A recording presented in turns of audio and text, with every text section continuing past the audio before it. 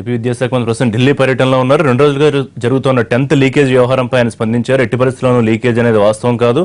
Examination ప్రారంభమవడానికి ముందు జరిగితే దాని లీకేజ్ అంటారు. ఎగ్జామ్ ప్రారంభం అయిన తర్వాత ఒక అటెండర్ సెల్ ఫోన్లో వాటిని తీసి బయటకు స్ప్రెడ్ చేయడం జరిగింది. ఇప్పటికే చర్యలు తీసుకున్నాం.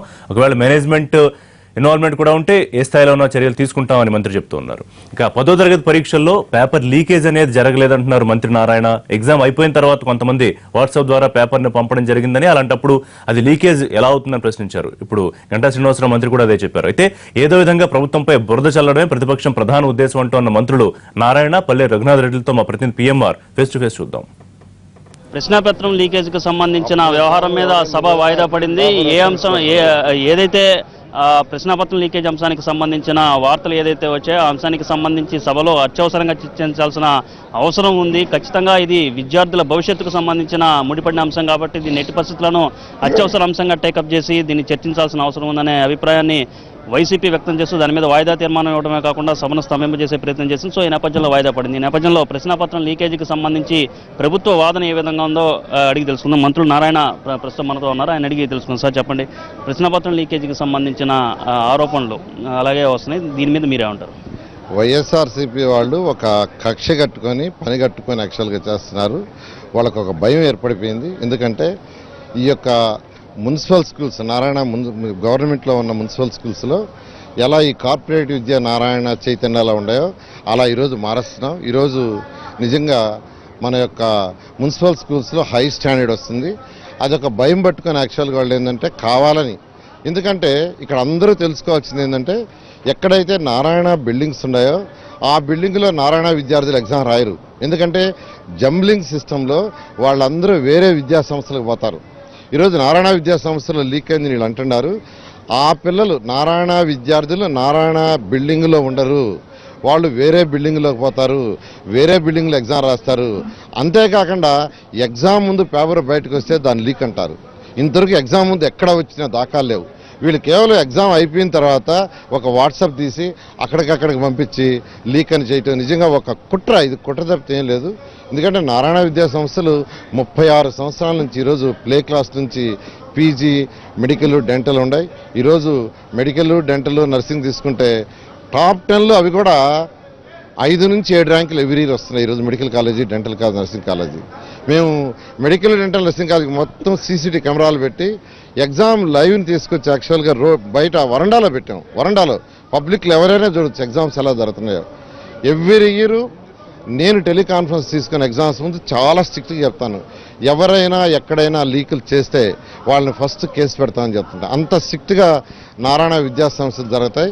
రాష్ట్రంలోని విద్యార్థులకు, తల్లిదండ్రులకు అందరికీ తెలుసు. ఈరోజు 25% ఆఫ్ ఐఐటి ర్యాంక్స్ ఆంధ్రప్రదేశ్కి వస్తున్నాయంటే నారాయణ విద్యా సంస్థలు చేసిన కృషి, తల్లిదండ్రుల యొక్క ప్రోత్సాహము, విద్యార్థుల యొక్క హార్డ్ వర్క్.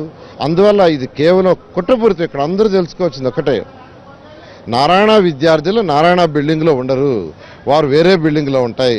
వీళ్ళు నారాయణ బిల్డింగ్లో లీక్ అయిందని పుకార్లు పుట్టిస్తున్నారు. Thank you. సో అలాగే మా మంత్రి పల్లె రఘునాథ్ రెడ్డి గారు ఉన్నారు, ఆయన అడిగి తెలుసుకుందాం. సార్ చెప్పండి, ప్రభుత్వం ప్రశ్నాపత్ర లీకేజ్ వ్యవహారాన్ని దాటవేసే ప్రయత్నం చేస్తుంది, విద్యార్థుల భవిష్యత్తుతో ఆడుకుంటుంది అనేది ప్రతిపక్షం చేస్తున్న వాదన, దీని మీద ఏమంటారు? ఈ రాష్ట్ర ప్రభుత్వం అన్ని స్థాయిల్లో ఎగ్జామ్స్ను పకడ్బందీగా జవాబుదారీతనంతో కమిట్మెంట్తో నిర్వహించాలని ఒక కఠినమైన నిర్ణయం తీసుకోండి. అందుకోసమే చాలామందికి అర్థం కాని విషయం ఏమంటే జంబ్లింగ్ విధానంలో ఎగ్జామ్స్ కండక్ట్ చేస్తున్నాం. అంటే ఒక క్లాస్ రూమ్లో ఒక సంస్థ సంబంధించిన విద్యార్థులే కాకుండా దాదాపు 7-8 స్కూల్కి సంబంధించిన విద్యార్థులు ఎగ్జామ్ రాస్తారు. దట్టు డిపార్ట్మెంట్ ఆఫీసర్స్ కానీ, చీఫ్ సూపరింటెండెంట్స్ కానీ, ఇన్విజిలేటర్స్ కానీ ఆ స్కూల్ సంబంధించిన ఉండరు. పక్క డివిజన్, పక్క మండలంలో, పక్క నియోజకవర్గం నుంచి వాళ్ళు అక్కడికి వస్తారు. అది కూడా ఎగ్జామ్స్కు ముందు 15 నిమిషాల ముందు క్వశ్చన్ పేపర్ బిగిన్ చేస్తారు, క్వశ్చన్ పేపర్ ఇస్తారు. కాబట్టి కాపీయింగ్కు చాలా తక్కువ అవకాశం ఉంటుంది. కాకపోతే 29,000 విద్యా సంస్థలు ఉన్నాయి రాష్ట్ర వ్యాప్తంగా. దాంట్లో ఎక్కడో ఒకడో ఇద్దరు చేసిన పొరపాటుకు అత్యంత ప్రతిష్టాత్మకమైన నారాయణ విద్యా సంస్థల మీద బురద జల్లడం మాత్రము తప్పు. ఎందుకంటే ఆ విద్యా సంస్థలు ఎప్పుడు కూడా కమిట్మెంట్తో పనిచేస్తున్నాయి. అనేక రకమైన పోటీ పరీక్షల్లో కానీ, అనేక రకమైన విద్యల్లో కానీ ఈ రాష్ట్రంలో 25% ర్యాంకులు ఆ సంస్థలకు వస్తున్నాయి. కాబట్టి వాళ్ళ కాపీయింగ్ కొట్టాల్సిన అవసరం లేదు. అంటే మీరు చెప్తున్న విధంగా చూస్తూ ఉంటే లీకేజ్ కాలేదనే వ్యవహారాన్ని అంశాన్ని మీరు చాలా స్పష్టంగా చెప్తున్నారు. సో అదే విషయాన్ని సభలో చెప్పడానికి కానీ, ప్రతిపక్షం చెప్తున్న విధంగా వాయిదా తీర్మానం రూపంలో చేయడం ఇబ్బంది ఉన్నా కానీ ఇతరత్ర రూపంలో చర్చ చేయడానికి ఆ విషయం మీద క్లారిటీ ఇవ్వడానికి సభలో క్లారిటీ ఇవ్వడానికి ప్రభుత్వం సిద్ధంగానే ఉందా? లీకేజ్ అనేది ఎగ్జామ్ జరగకముందు పేపర్ గాన వస్తే అది లీకేజ్ కింద లెక్క. సభలో చర్చించడానికి సిద్ధంగా ఉన్నారా? ఏ ఫార్ములా వాళ్ళు వచ్చినా దీని మీద చర్చించడానికి ఈ ప్రభుత్వం సిద్ధంగా ఉంది.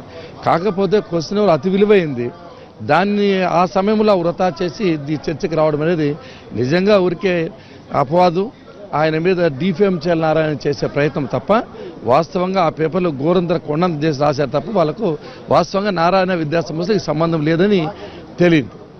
అలాగే విద్యాశాఖకు సంబంధించిన సర్టిఫికెట్ ఏదైతే లీకేజీకి సంబంధించిన జరిగింది అనేది ధృవీకరణ విద్యాశాఖకు సంబంధించిన సర్టిఫికెట్ను కూడా ప్రతిపక్షం చూపెడుతున్న ఆధారంగా కనిపిస్తుంది. దీని మీద ఏమంటారు?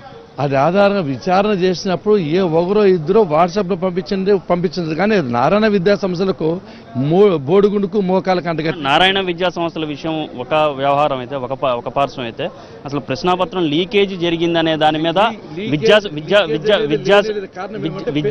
విద్యాశాఖ ఏదైతే సర్టిఫికెట్ ఉందో దాన్ని ఆధారంగా చూపిస్తోంది. దీని మీద ఏమంటారు? లీకేజ్ అనేది నాకు తెలిసి ఆంధ్రప్రదేశ్లో ఈ ఎగ్జామ్స్ జరగలేదని నేను నమ్ముతాను. ఎడ్యుకేషన్ డిపార్ట్మెంటే లీకేజ్ వ్యవహారానికి సంబంధించి ధృవీకరించింది అనే సర్టిఫికెట్ అనడం లేదు, వాళ్ళు లీకేజ్ అనడం లేదు.